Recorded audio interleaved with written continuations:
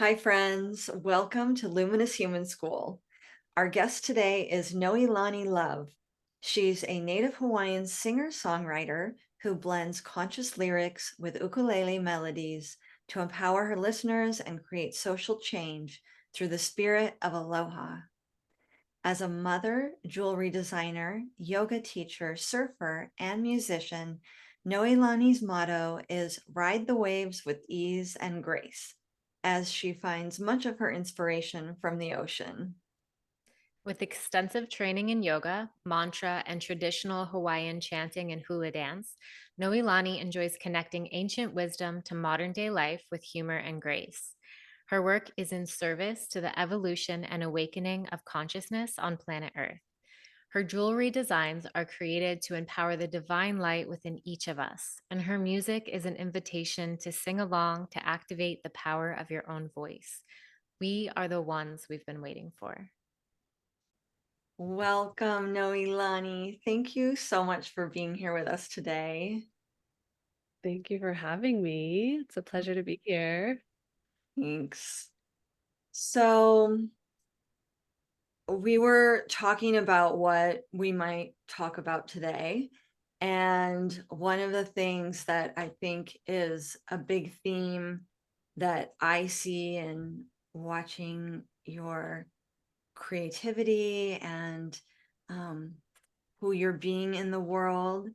And there just seems to be this really powerful intersection between your creativity and your spirituality. Mm, Does that feels true for you? absolutely. Yeah, I can't imagine not being a creative being.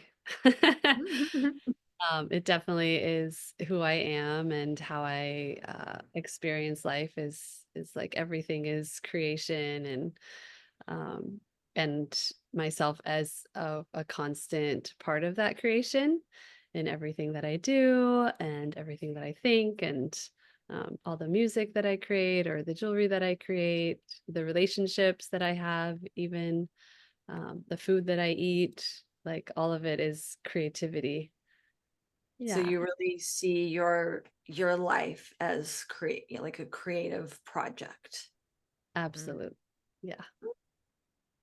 Yeah. That's Uh, beautiful. Yeah. Have you always been creative, or did you find it somewhere along the way? That's a great question. I remember as a child being really quiet and like felt like I didn't really fit in or didn't really feel like I wanted to coexist with people. Just remember being a child and being like, what is going on here? Like, this is so silly. Like very judgmental of the human experience that I was living in. Uh, and then I started to find myself through relationships and friendships and my trips to Hawaii. I was raised on the continent in Charlotte, North Carolina. So being part Native Hawaiian and part Asian, my mom is Hawaiian and Chinese, and then my dad's English, Scottish, and French. Uh, and so being a blend of, island culture along with like Southern hospitality culture was really challenging as a child. But I was also really proud of being Hawaiian. And my mother would take myself and my siblings to Hawaii every summer to get to know our Hawaiian family over here.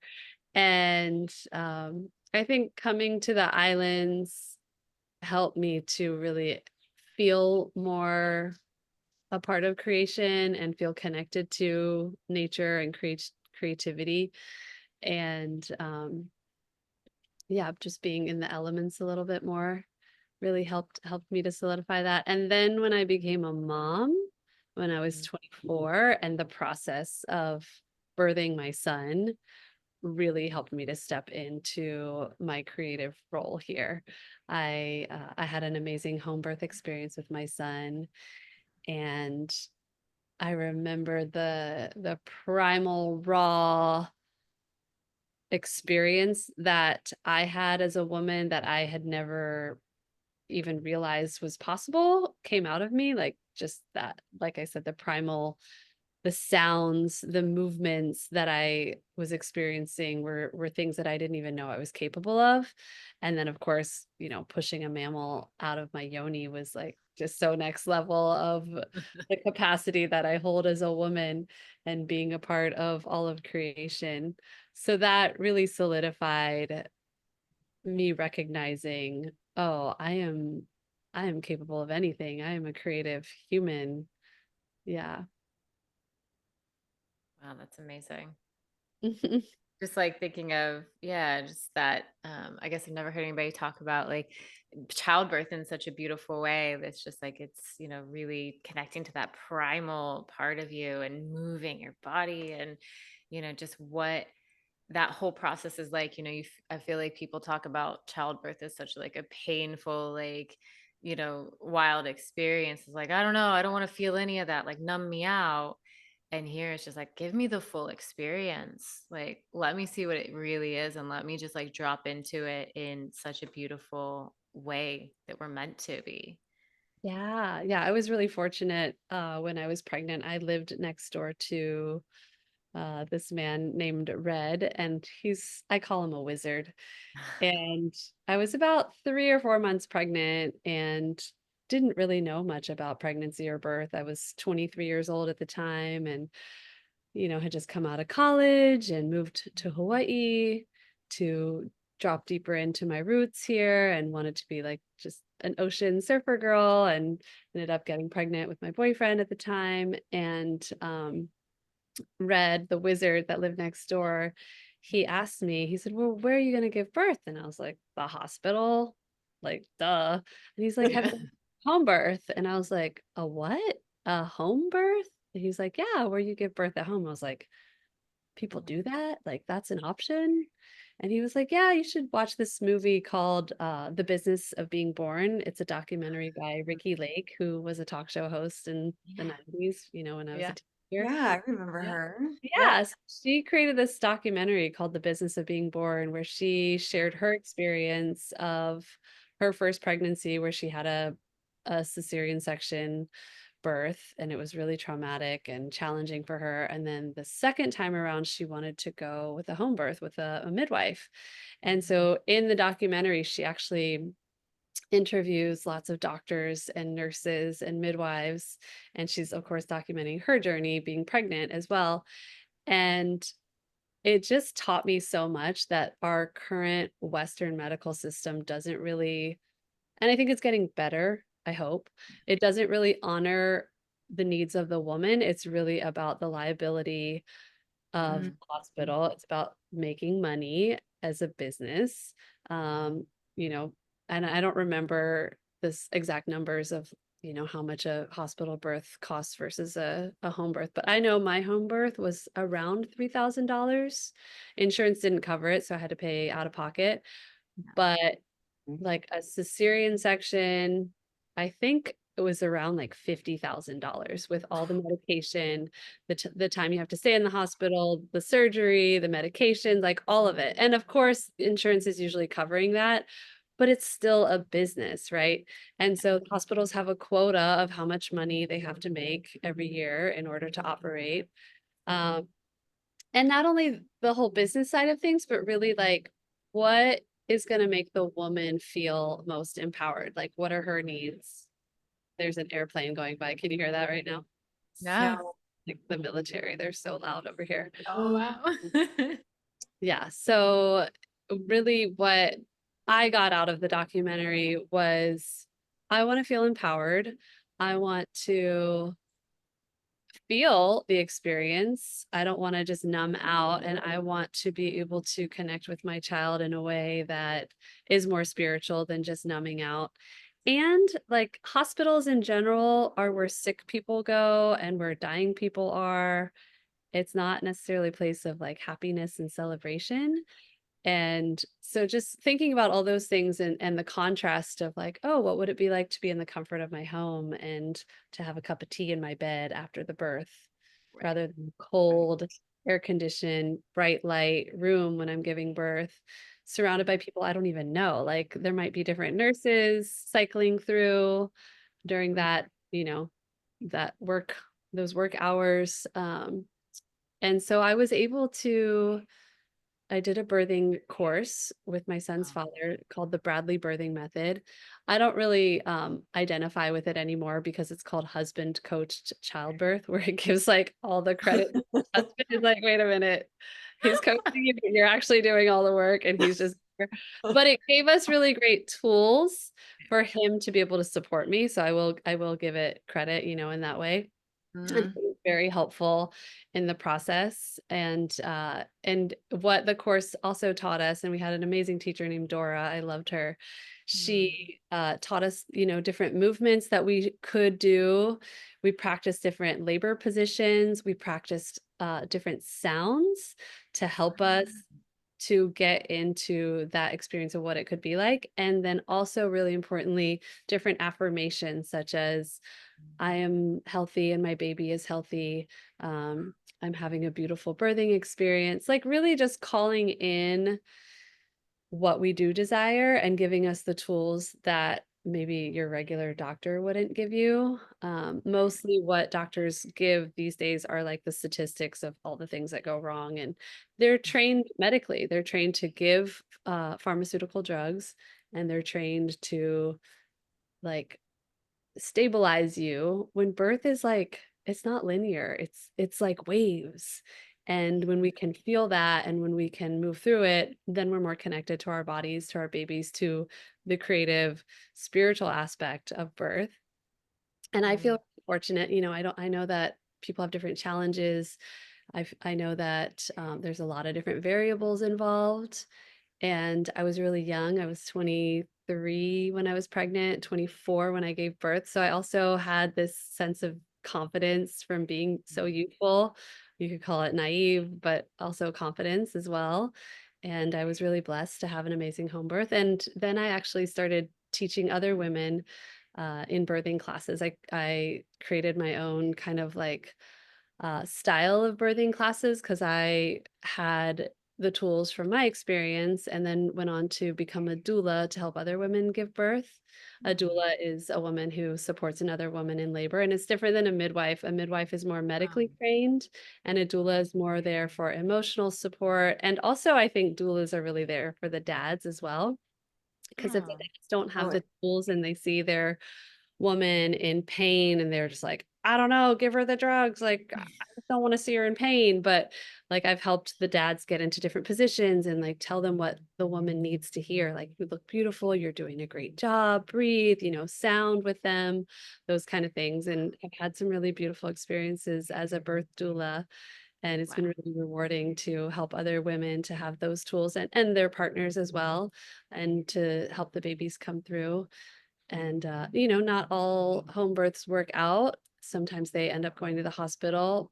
And I think that's where a lot of doctors have this like bad, there's like a, there's like a stigma around home birth for a lot of doctors because they only end up seeing those home births that end up having to come to the hospital as an emergency. They don't get to see all the successes of home birth because it's at home.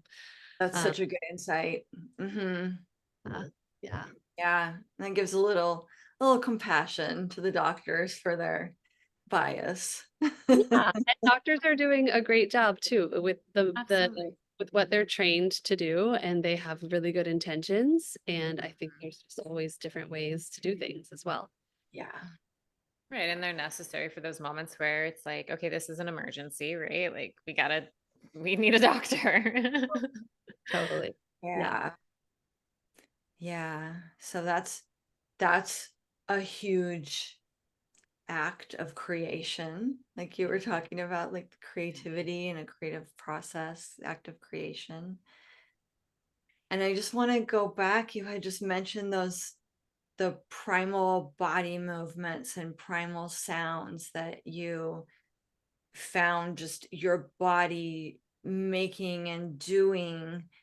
Do you feel like those grew out of the practices that you did that sound like kind of like somatic practices that the coaches gave you, and that this was just something that grew from that, or was it a completely separate experience? Yeah, I definitely think that the tools that I was given to tone during Mm, the birthing classes were so helpful for me to be able to actually implement it in the birth experience. Because if I didn't have that as a tool, I would have probably been a little bit more contained or quiet if I didn't know that that was an option. Because in general, I am a pretty cool, or I used to be a very like shy or reserved person. And like for example, when I was in preschool and they would call roll, I wouldn't even answer. They would call my name like, Oh. "Natalie," wow. and I just wouldn't answer. I just didn't want to be heard. And so my friends would be like, "She's here," you know. And my mom was so concerned for me to go to kindergarten that she actually went to the elementary school I was going to attend before kindergarten started, and she asked if I could have a play date with a friend that would be in my kindergarten class so that I would have a friend on the first day of kindergarten. Oh, And So thoughtful. yeah. sweet. And I remember that play date so well. Like the girl, her name is Hunter. She came over to our house. I remember she knocked on the door and I just went and hid in my room. Like, Oh.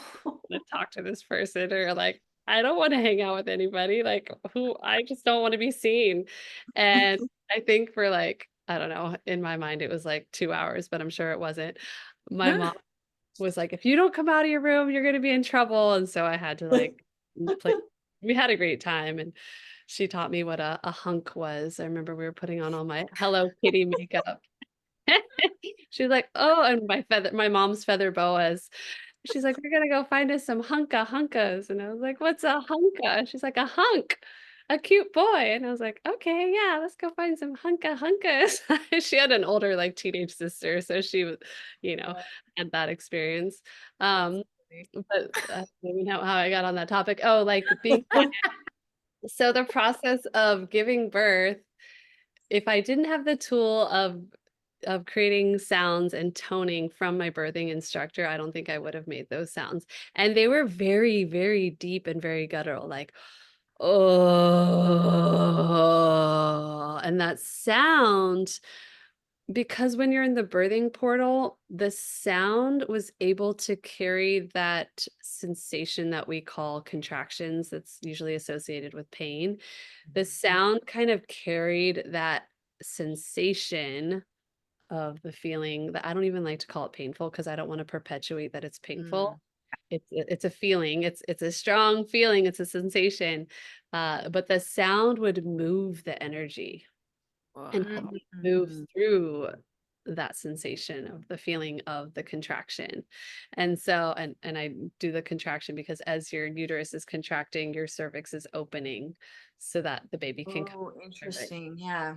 Yeah, so that sound was really just like the channel that would actually take me into this whole different, like, out of body experience. Yeah. Wow. I have like goosebumps hearing about this. Yeah. And it feels so long ago. Like my son's 16 now, and I was just hanging out with my friend in the neighborhood. She has a 5-month-old, and she was saying how, how hard it is as a new mom and all the emotional roller coaster of the hormones, and she hardly can get anything done in a day. And I was like, I totally understand. And these days are going to be forgotten in the future, and just like enjoy it while your baby still wants to snuggle you and like is on you all the time and wants to be held. Because, when you have a 16-year-old boy, I mean, they're like, mom, like, don't touch me, lady. No Like, snuggles. no snuggles. I don't know you. I get a hug every once in a while, and I'm Oh, grateful. Yeah, Aw. cherish those Were moments. you a spiritual person before giving birth? I mean, I was raised Christian and really enjoyed like singing in church and all the hymns, but I don't feel like I think as I get older, I continue to be more and more spiritual. Like I realize I think it comes with wisdom and age. I realize how precious life is because more people are departing this earth plane that I know. Seems like every other week, like somebody I know or somebody's family member is passing. And so I'm just realizing the fragility and like the beauty as well of life. Yes. So I think I've definitely deepened my spiritual practice and definitely have deeper prayers than I ever did before.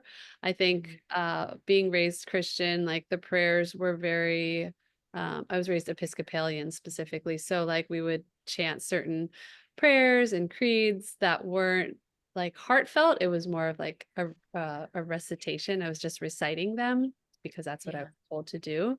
So it wasn't coming from a heartfelt space.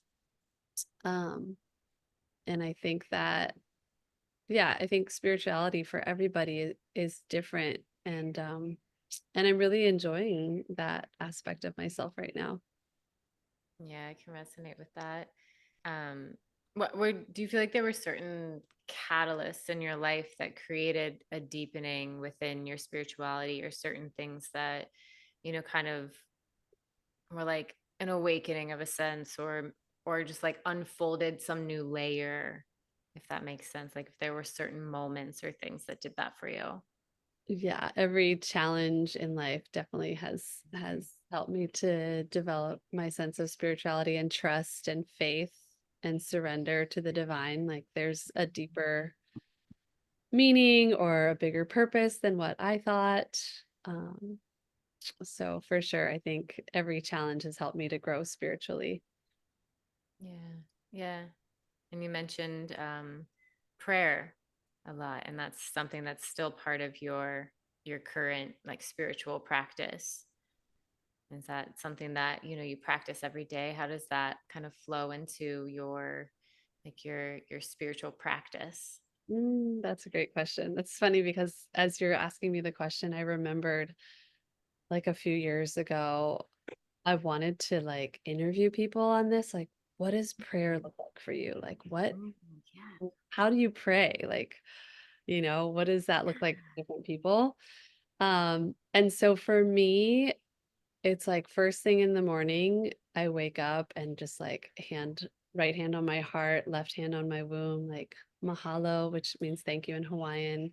Um, I say mahalo e na akua, mahalo e na aumakua, mahalo e na kupuna for this day. And that's mahalo to creator. Thank you to creator. Thank you to my ancestors and my spirit guides. Sorry, actually, mahalo to creator, Aumakua is my spirit guides, and then Kupuna would be like ancestors. Nice. So thanking and acknowledging all of them first thing, and thanking them for this day and for this body and this breath. And then praying for my family and my friends and for good health, for abundance. And I keep it really well, it depends on the day and what I'm going through, but sometimes it's very simple, like may I continue to be blessed in more ways than I can imagine. And Mm. sometimes there's this idea of like, oh, you got to be really specific about what you're praying for and what you're calling in and what you're trying to magnetize.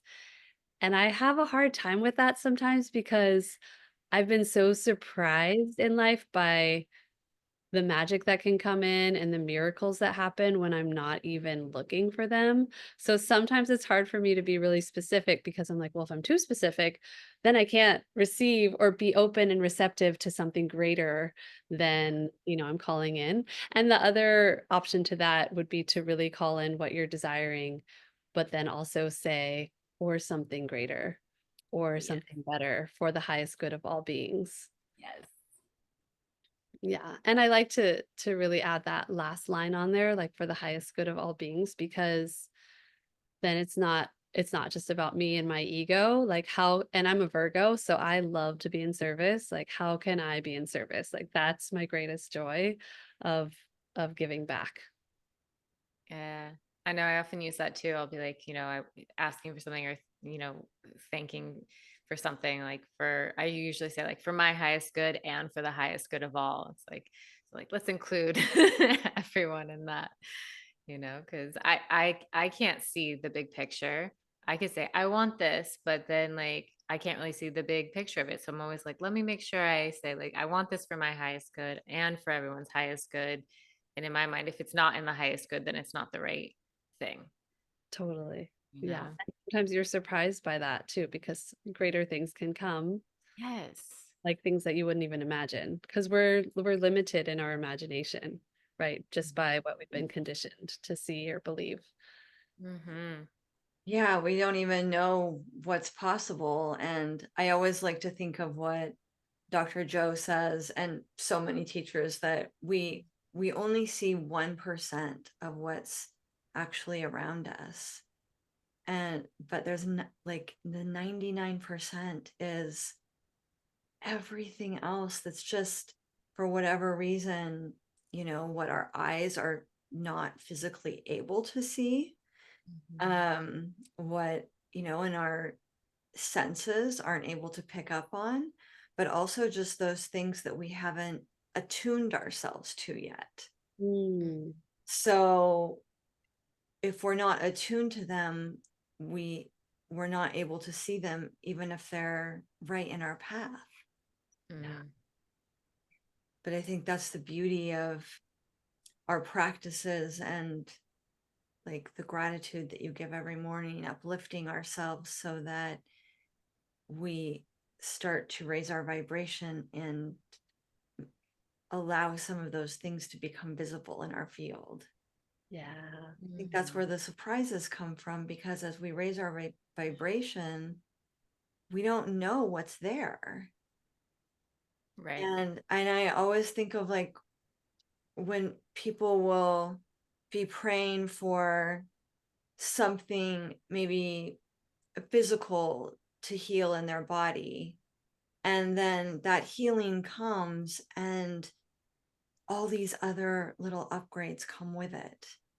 Like, also maybe knee pain is gone and they think, well, I didn't even think to ask for that. But as your body just attuned to this new way of being, there were other things that just had to fall away. Mm. Mm-hmm. I love Yeah. that. I love that you're using the word attunement, or like attuning, because the word tune is in there, which as a musician, it's like, yeah, we're always like in the flow of the sound of life. Um, and that is a really important aspect of my spirituality as well. When you were asking, like, what does the prayer look like for you? Or yeah, what is your daily practice of spirituality look like? Writing is another really big part of my practice as a creative being. I try to write in my journal every day. It doesn't happen every day, but most days it happens. And in through writing down, my emotions and where I am, and then writing down the things that I'm desiring to call in or desiring to do, then sometimes that actually turns into like poetry or um, like song lyrics.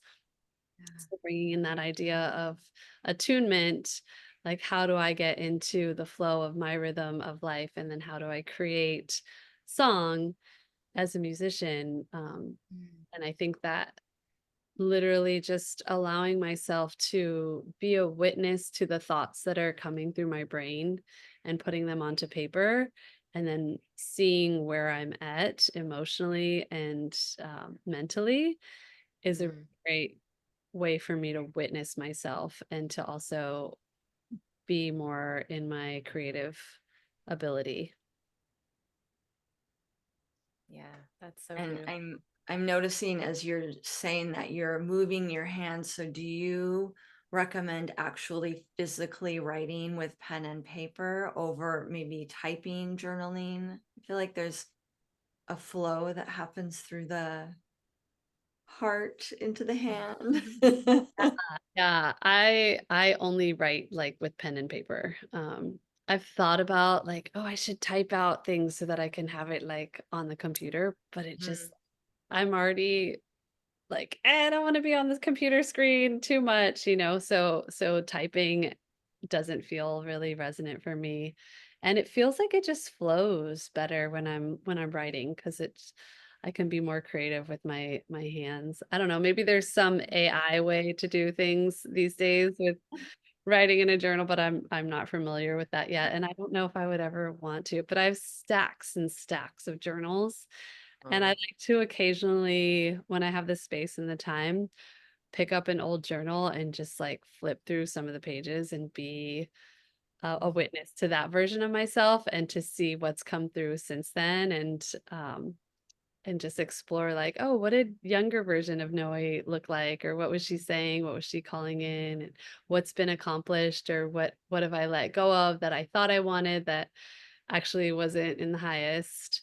And it's a mm, really fun way to just remember certain things about myself that even little anecdotes about my life that maybe I forgot, little stories about what happened in a day. Uh, so I have like dreams of maybe one day writing a memoir and having little stories in there from my life. So we'll see. Maybe when I'm like 60 and can't move as oh, I love that. I hopefully feel I'm still moving a lot when I'm 60, I was but gonna say that's you too will. soon to invoke Yeah, something like that. Maybe, 90. yeah, maybe not attach the not moving around so much part. Right. totally. Yeah. I feel like re-inspired just hearing you talk about journaling because I've gone through phases in my life where I'm just like, oh, I'm journaling all the time, and the other times I'm like not doing it at all, and I'm like, oh yeah, I love doing that, and reflecting back on things I wrote and being like, oh, I remember that part of me, and like having compassion for her going through something difficult or something, and or like, oh, that was a really cool part of my life, and yeah, I think it's like, oh yeah, I want to bring that back in again. Yeah, and sometimes I find like songs and where I'm Mm. like, oh, this could be a song, and I'll pick up my ukulele and play some chords, and sometimes a song comes through, and I'm like, oh, that was a good one. That one needs to get recorded. Let's do that. Yeah. I Yeah. wanted to ask you that actually, like, how did music like come into your life? I mean, has it always been a part of your life, or is it like was there something that you were like, hey, I'm gonna pick up the ukulele today and see what that's all about? Yeah, that's a great question. My mother is a singer Mm. and she was in the church choir and she loved like Broadway. Um, so she would, and she loved Hawaiian music. She still Yeah. does. She's still with us and she still loves all of these things. And so in our house growing up, I remember when we got our first CD player, I was probably maybe in like third grade, and like my dad bought this like 5 disc CD player. We were all so excited. And Mm-hmm. he got the Beatles, he got Eric Clapton, we got Ace of Base. Gotta. You have to. Yeah. And my mom had the Phantom of the Opera. Wow. And before all of that, like we were playing her Hawaiian cassette tapes, so her Hawaiian music cassette tapes. So we grew up like singing Hawaiian music in the house, even though we didn't know what the words meant at all.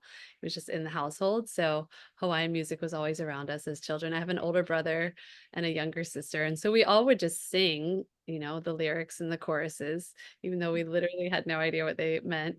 And then once we got the CD player, and then we would like sing the Phantom of the Opera. Oh, we also had Wow. Steve Miller Band. I love the Steve Miller Band album, the greatest hits.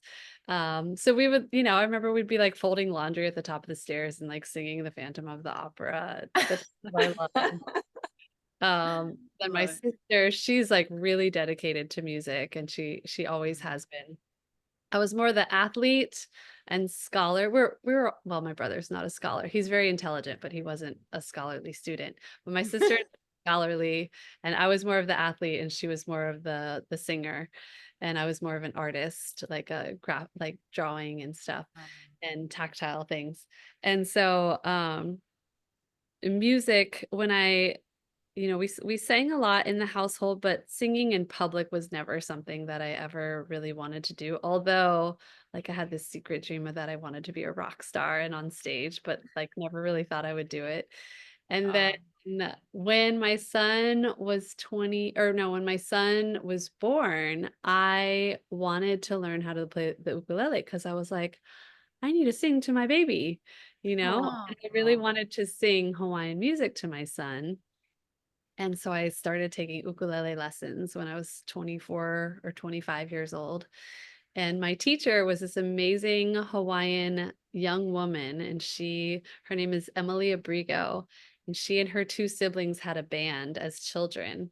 And she was an amazing teacher to me at the time. So I was like, 24, 25, and I had this 14-year-old teacher, and she was teaching me how to play the ukulele and how to sing in Hawaiian. And she can sing falsetto, which is like really beautiful, high pitched tones. And so I had to study under her, and I didn't really realize at the time that I was learning how to sing also, because I was really focused on the ukulele, but I had to play and sing at the same time. So in hindsight, I recognize like she taught me how to sing too and how to have confidence in my voice. And so I started with Hawaiian music on the ukulele. And then I got really into yoga because one of my dear friends, Kendall, she was really into yoga, and we both had young babies, and we were like, we just need to get away from the babies. Like she's like, come to this yoga class with me. And I'd gone to yoga in college, and I was like, I don't like yoga. Like I can't touch my toes like the other students were. Like, I'm not good at it. And as an athlete, I had that competitive like mindset. I'm not good at yoga, which I think a lot of people that are new to yoga have. And so I would go to yoga with Kendall, and we would just love having like an hour and a half to ourselves, like on the yoga mat, this rectangle where nobody could touch us, nobody needed us, nobody needed to be breastfed, nobody was crawling around our feet and like needing us. And so that became like my sanctuary as a new mom. Like, oh, I get to just go breathe. Somebody's going to tell me what to do. I don't have to think, and I'm going to like develop this sense of balance and peace within myself. So I started to get really into the yoga practice. And then I got really into the mantras, the singing of the sacred chants in the yoga practice. And so I ended up going to India to study mantra with this woman named Anandra. And she really like helped me to tap into the practice of mantra and the meanings behind all the mantras. And that became such a beautiful practice for me. And I took my ukulele with me, and I would sit by the river Ganga and play my ukulele and create these melodies to go with these ancient mantras. Because usually the mantras are like Om Namah Shivaya, very guttural, very monotone to kind of put you in that trance. They're tools for the mind to create peace. But I would sing them with my ukulele and put these beautiful melodies to them. And so when I came back to Hawaii, and I started teaching yoga, and I started actually playing the ukulele for my students in Shavasana and inviting them to sing as well. And it became such a beautiful way to connect and to share music that was heartfelt and had meaning, and was also a way for me to tap into a little bit of my Hawaiian culture because I was playing the ukulele as well. And I would just remember so many of my students really loving that aspect of the practice of singing together, because in American culture, like people don't really sing together unless you're at church. So if you're not going to church, you're not singing together, but it's so fun to sing together. Unless you have a family that's really musically talented and like tapped into singing together, which I think there are plenty of people that do. But in general, a lot of people aren't singing together. And it's a really fun way to just connect and to open our hearts. And it's actually scientifically proven that when we sing, it activates the vagus nerve in our body. And so I'm sure you could talk more about the vagus nerve. I'm no scholar on the vagus nerve, but it helps to activate not I don't know if the vagus nerve does, but I know that singing helps to activate oxytocin in our body. So oxytocin is the love hormone, and it's the hormone that's released when we orgasm. It's released when we birth naturally.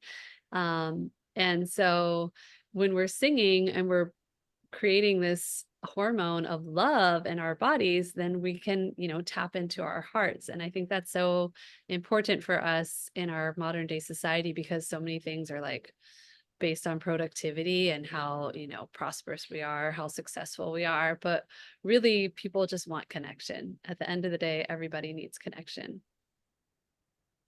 Yes. I would imagine that singing tones the vagus nerve because breath work does. And you do like a conscious connected breath work practice.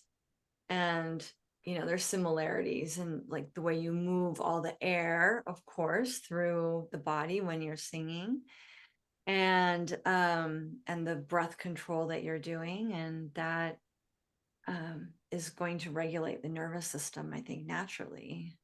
Yes. Yeah. And when you feel like you're in a safe space to be able to sing, then that's going to be really important. So the yoga space where, you know, you've just come out of this beautiful yoga practice and you're feeling really peaceful and nourished.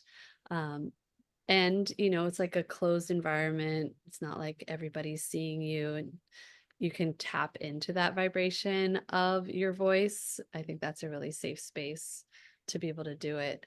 And I really, as a teacher of voice and song and music, I like to tell my students that everybody has a beautiful voice, because so many people come into my courses saying, I don't have a good voice. I'm tone deaf. Oh, I was told that I am not a good singer and I shouldn't ever sing in public. And that's like the story across the board for, I want to say 95% of the people. Every time I teach a workshop, every time I teach a class, I say, hands up if you've ever been told you have a bad singing voice, right?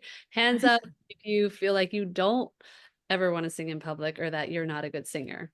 And like everybody's raising their hand. There might be one or two people that are like, no, I'm confident in my voice. But generally speaking, we're so ashamed of our voices and we think that we're not good enough to sing. But it's just like anything. If you want to surf this wave here in the background, you got to practice. You can't just like show up and be like, I'm going to catch the biggest wave. I'm going to get barreled. Like, no, you got to show up. You got to practice. You're going to have some wipeouts. You're going to get sucked under. You're going to go over the falls.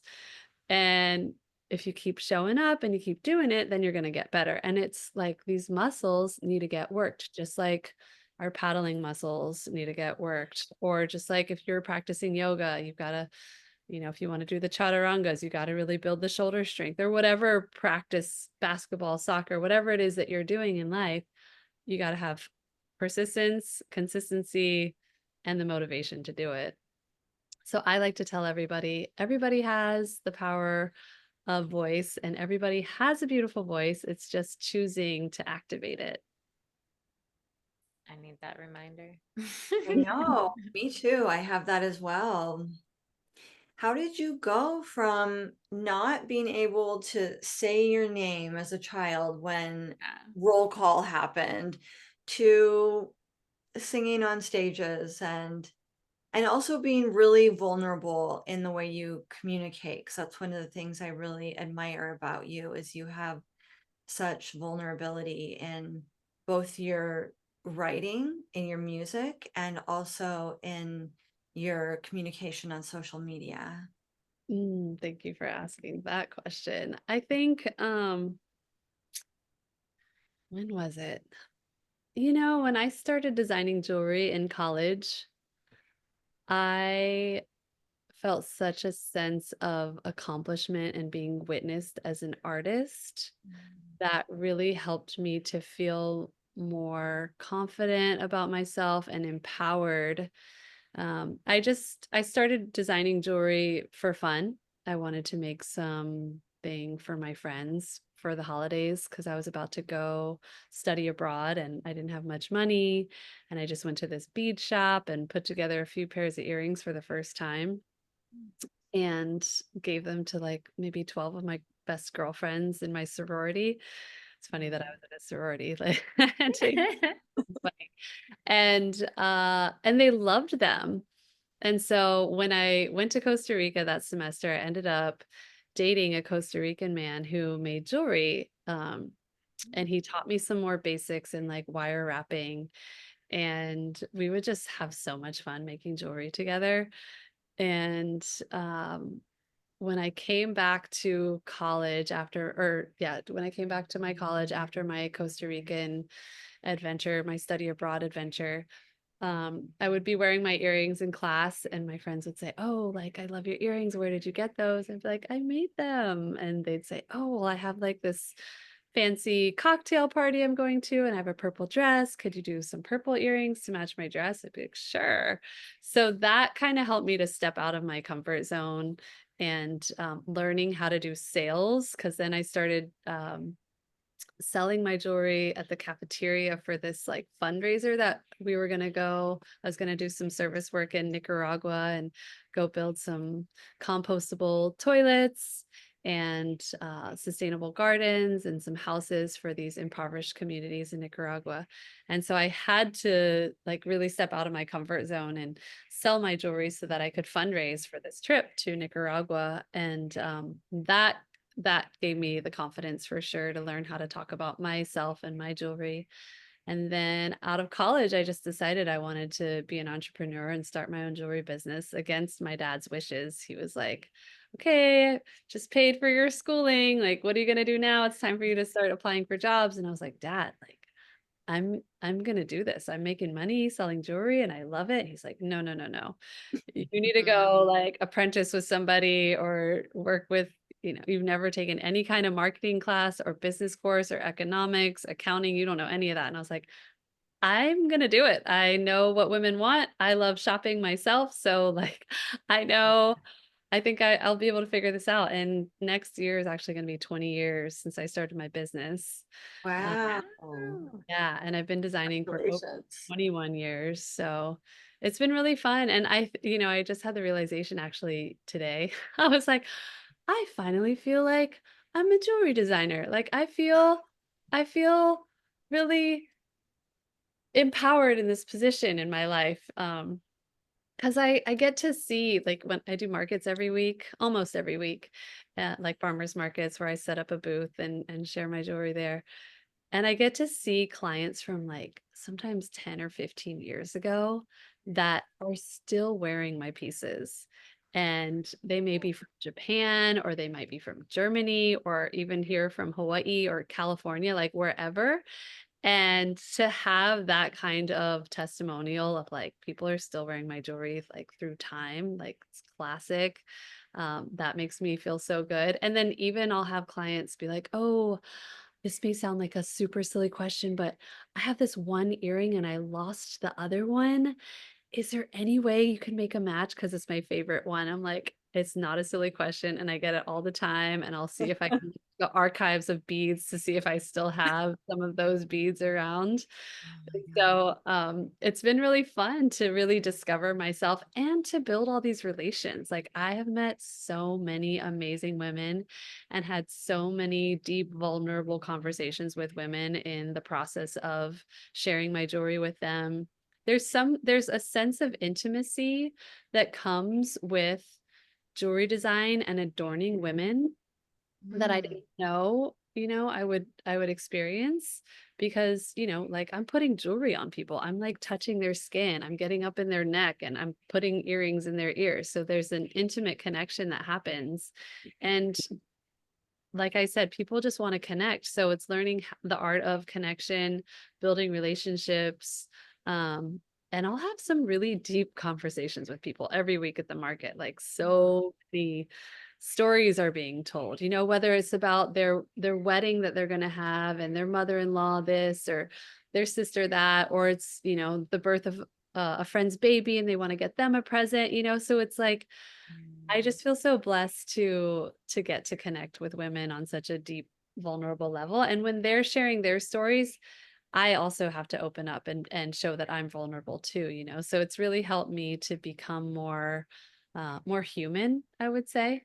And if ask my siblings or even friends from a long time ago, they'll be like, "You've changed so much in your aging and your experience of life." I think there was a lot of ego before, but it really came from insecurity, which most ego does. It comes from insecurity or shame or just not feeling worthy. So I think that's been a really beautiful part of this life as an artist as well. So beautiful. I Thanks. have your necklace on.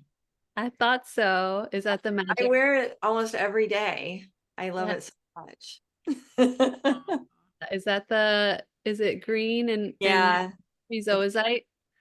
it's green. Beautiful. No, you can't. It's hard to see. It's hard to see.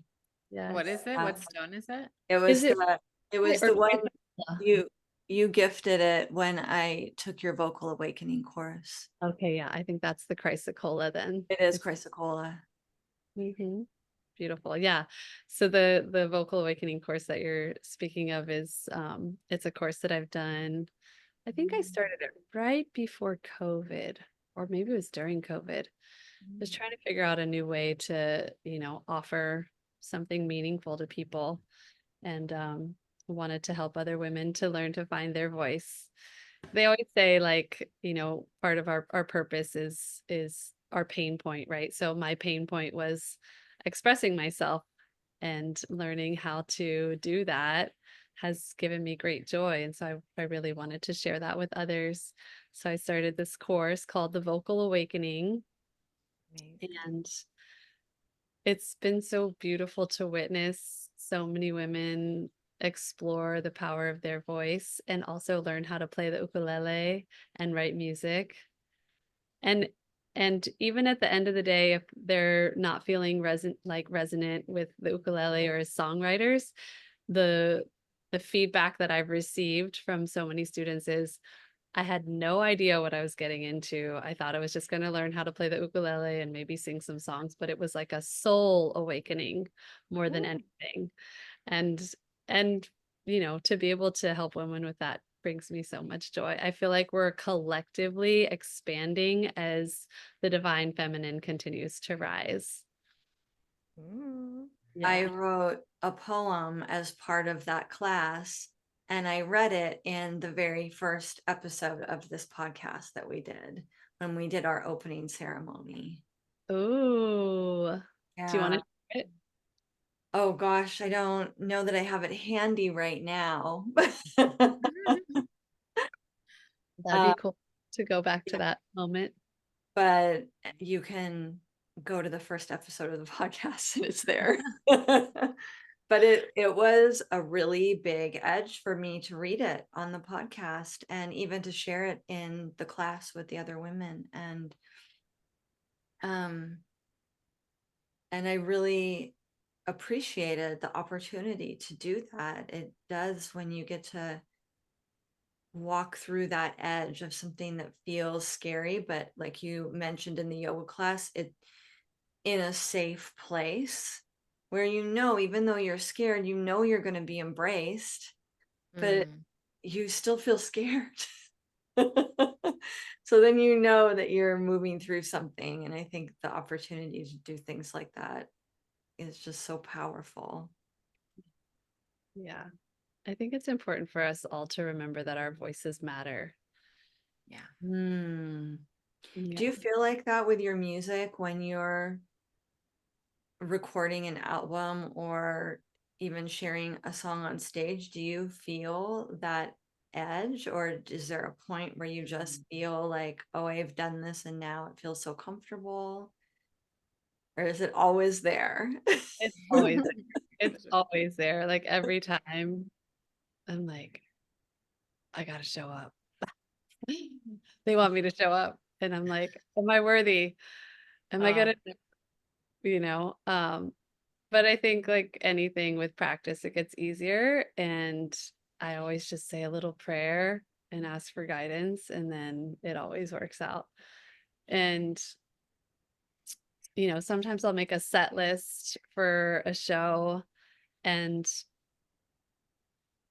I'll have like 10 songs, for example, and I'll have it mapped out in my head, like, okay, if this song is that long, and I'll like, do the math of how long each song is and how long the set is. And so many times I'll get through like maybe half of the songs because I love to educate my listeners about the song and I like to tell story.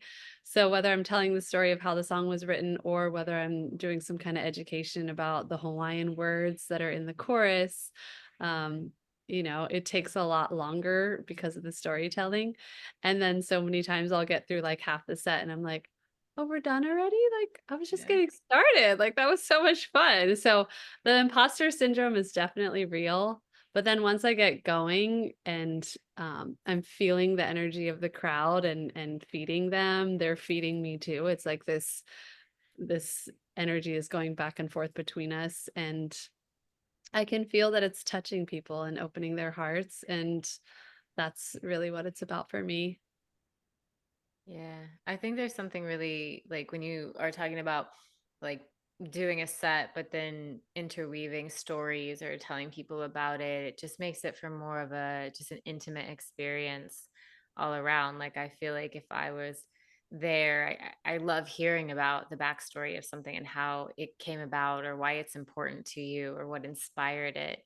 And it becomes like, oh, I get to know this person. I really get to know this person who's performing, and it's not just like I'm just hearing the music. I'm getting to know you, in a way. And I think that's so beautiful, and it brings me in to the experience even more. Yeah, yeah, exactly. And I remember as a child, like when we would buy CDs, right?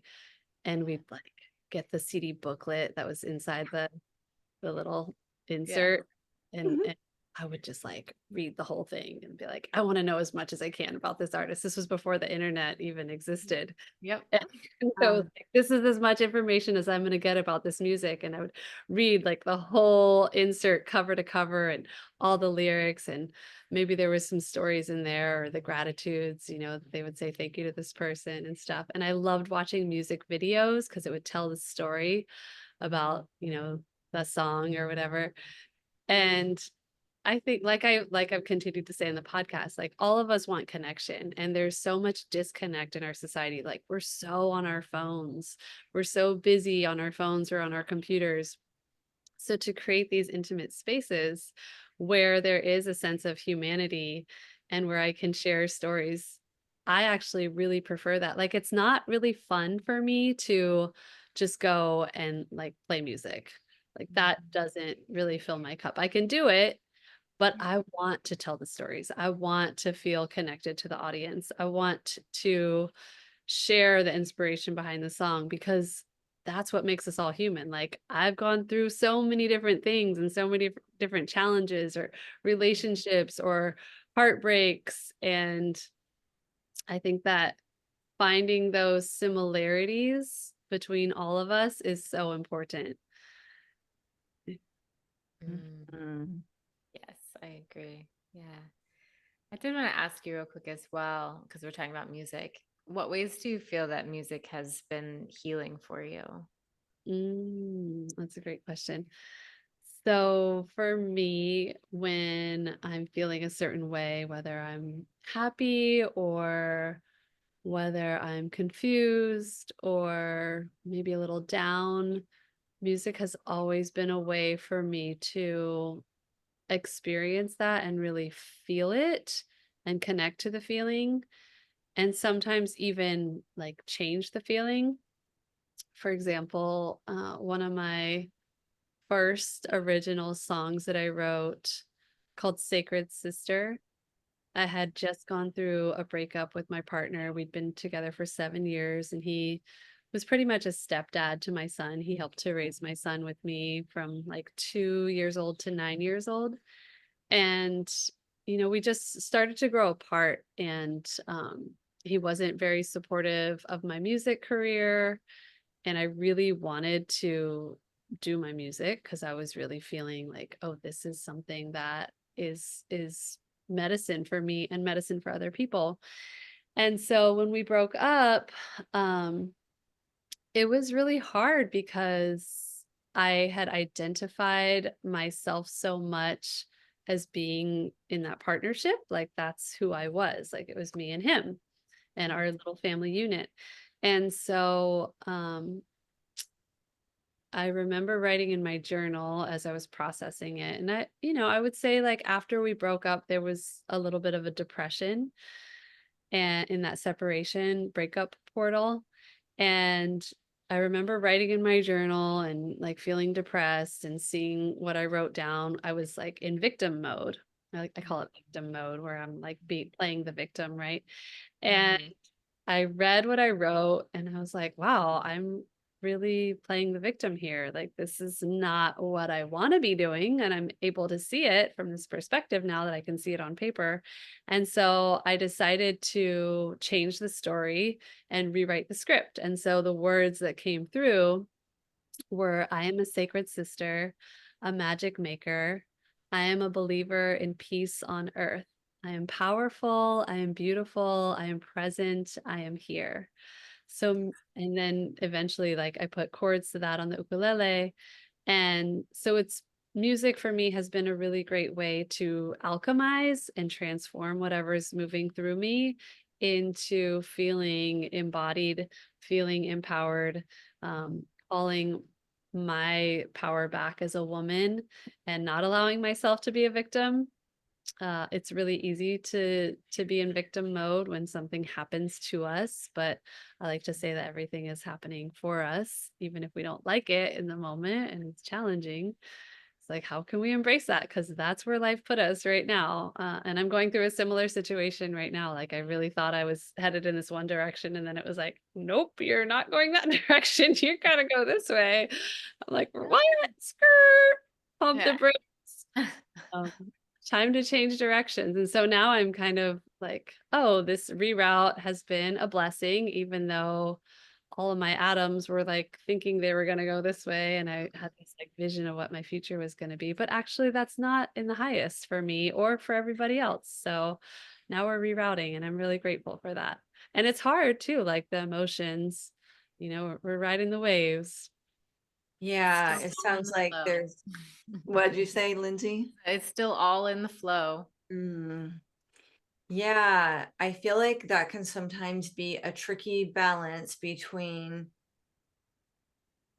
resting in gratitude and also allowing yourself to feel all the feelings that come up without really, falling into that victim place. So I wonder if you could just speak to that a little bit and how you navigate those or are navigating currently those places, maybe. Yeah. Definitely prayer. Hmm. Definitely writing, lots of connection with nature, making sure that I'm constantly getting outside every day and either beach walk or bike ride or some kind of form of like physical movement. I dance a lot too. Uh, and dance has been such a powerful medicine as well to move the emotions. I put on some good music and just feel the vibes. Um, I think that answers the question as far as like how I'm navigating that space between, feeling all the feels and then finding the gratitude. I mean, when you're focused on gratitude, it's really hard to be in victim mode because there are so many blessings every day. Like, I'm able to walk, I'm able to talk, I'm able to breathe, I can do so many things. And so, and especially right now, like I was saying earlier in the podcast, as I get older and just realize the fragility of life, like my dad just had a brain or a tumor removed from his brain. Um, and so, and we didn't know it was there. My mom just noticed like he was forgetting things. He started to get vertigo. And she's like, you need to go get your head checked out. Like, something's going on. And sure enough, he had like the tumor the size of a grapefruit right next to his Oh, brain. And so he had to get surgery. He's doing really well right now. But the first month was really hard after surgery. He lost all sensation on the left side of his body. And I was really concerned, like, oh my gosh, is dad going to be like paralyzed on the left side of his body? And he's 71, but he's a young 71. Like, he plays golf all the time. My parents travel all the time. He just retired a few years ago. And so he's doing so much better now. My mom just sent me and my siblings a picture of my dad playing golf the other day, and we're like, yes, it's back in Yay. action, And so for me to even try to be a victim right now, it's like I don't even have the right to be a victim. And my son also, he just broke his ankle in August. He couldn't walk for a few months. Oh, wow. So, like I can't be a victim. That's just not even fair. So when I focus on all the blessings and the gratitude, it can those continue to come. Like when we're really grateful and we're really feeling that in our bodies, the blessings continue to come. And I can't tell you like how many blessings come every day. Like, and when we listen to our intuition, especially as women, like today, um, I was like, I need to go for a bike ride right now, even though it was like the middle of the day and I wouldn't normally ride my bike in the middle of the day because it's a little too hot outside. And then I ran into like a couple friends that I needed to run into, and just, it's just like these divine synchronicities happen when we listen to those intuitive hits. And gratitude is the attitude. I agree. It's so powerful. It's like sometimes it can be easy to forget. We just get like caught up in all of life and all the things that are going, and then it's like, oh yeah, hold on.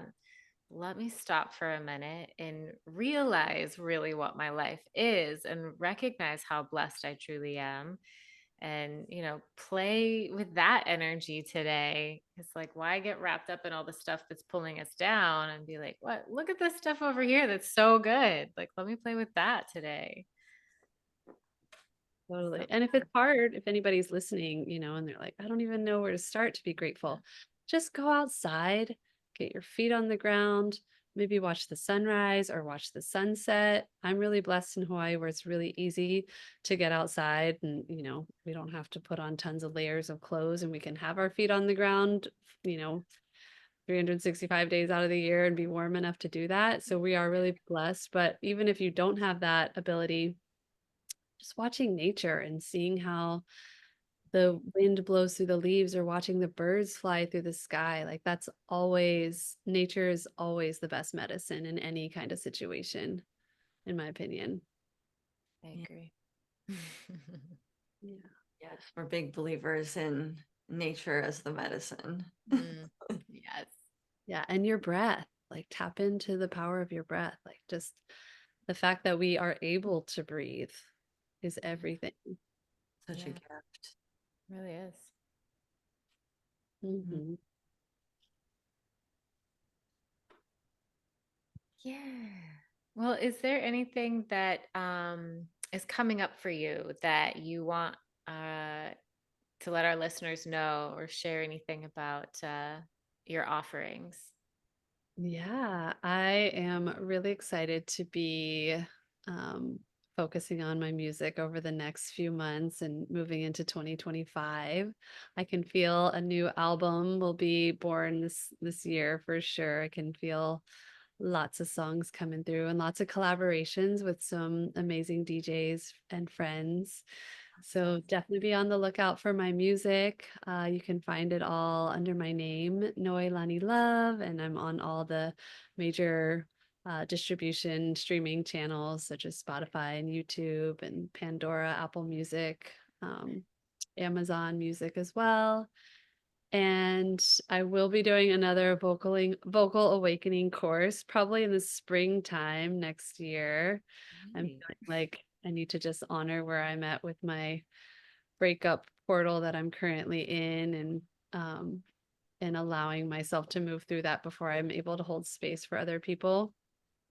And but I love doing the vocal awakening. So if you are interested in signing up for the course, it's online, so you can do it from anywhere in the world. And I have an email list that you can sign up for if you go to my website, which is noelanihawaii.com, and then just look for the vocal course on there. It'll take you to the email list so that you'll get notified when it's coming out. And of course, I design jewelry as well, and that's been so fun to continue to create new collections. I do about 2 collections, maybe 3 every year with new designs. And I just went to Tahiti and Moorea for my birthday in September this year, and I got a ton of beautiful Tahitian pearls down there. So I'm gonna have some new designs with Tahitian pearls in the upcoming future. And yeah, really excited to be going to perform in Costa Rica over New Year's down in Uvita at Awake. There's a whole festival that we're creating called In Essence, and some amazing DJs and musicians are going to be there. Mose, Kurawaka. Really excited to be able to share my musical medicine over New Year's in Costa Rica and do some vocal awakening workshops as well, and Ho'oponopono. Mm. And I'll be at Manifest as well, which is on Hawaii Island, also known as the Big Island. And that'll be at the end of January as well. And that's a wonderful festival. It's a weekend long of all female performers and musicians. And men are welcome to come to the event, but it's all female artists that are performing and sharing. So I'm excited to be on the bill for that as well, and really excited to keep sharing around the world. And if you're wanting me to come to see you and share music, please reach out. I am open to support in any way as a musician to share my music around the world. I'd love to go to Europe in the fall. I'm really feeling that, calling that in if anybody wants to support the European tour. Woo. Yeah. Yeah, just really grateful to be able to share music and medicine, healing, and elevating the consciousness of our planet and for all beings. Mm. Mm. Well, we will link all of that below. So if anything caught your ear and your heart, just know that you'll have everything available to you in the show description. And you can also go to Noelani's Instagram, and I'm sure everything will be in her links there. Yes, yes, everything's on my Instagram at Noelani Love. And yeah, I have some links on there to take you to the music and the jewelry and the courses and retreats, all the fun things. Thank you. Amazing. Thank you for having me today. Yeah. Thank you so much for being here. It's been so beautiful to share this time with you. Yeah, it's been really wonderful. Yeah, just you sharing everything, and I feel re-inspired in a lot of different ways just hearing you talk, and like the things that you're interested in. I'm like, oh yeah, that thing that I like to do. And Mhm. yeah, I just feel like your creative essence like coming through, and I'm very inspired. So thank you so much for sharing everything and being so vulnerable, and yeah, just being here with us and sharing your beautiful energy. We really appreciate you. Mahalo, ladies. It's been a pleasure to share some stories and inspiration from my heart to yours, and hopefully the listeners as well. Thank you, listeners, for listening in. And I would always love to connect with people, and feel free to reach out if you have any questions. Yeah. Yes. Yeah. So thank you everyone for tuning in to this episode. And we love you so much. Mahalo.